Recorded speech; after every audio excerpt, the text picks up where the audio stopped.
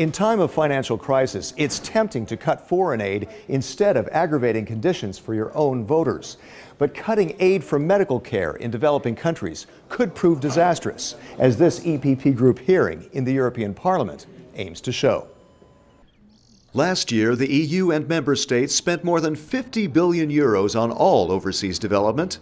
Santiago Fisas, an EPP Group MEP, says he saw on the ground in Africa how crucial it is not to cut the aid, especially for medical help.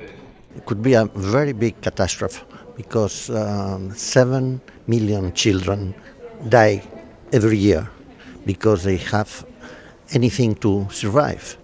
That is something that is in our conscience. As bad as that is, it's an improvement. The child mortality rate in the developing world was cut in half between 1960 and 1990.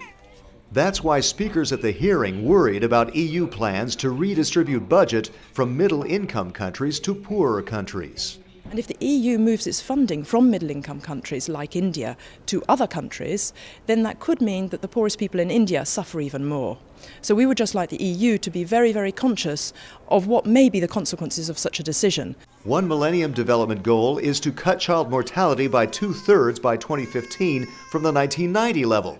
The World Health Organization says that will require universal coverage, care for newborns and their mothers, vaccines, and prevention and treatment of such diseases as pneumonia, diarrhea, malaria, and HIV/AIDS. EU funding will be key to do that.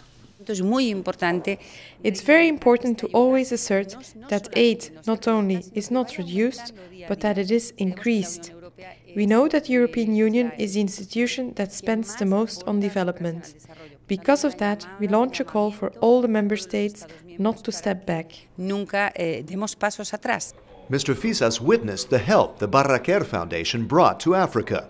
It's very impressive to see people walking 5 miles, walking, all people arriving there, they are blind, and after an operation, they recuperate their vision. That is something unbelievable. Lurking behind the issue of medical care is the threat of greater migration that Europe and the rest of the industrialized world need to improve conditions for those in the developing world or face new waves of refugees from lands in crisis. Find out more about the EPP Group's activities on a broad range of issues by checking eppgroup.eu. Thanks for watching, and see you again soon.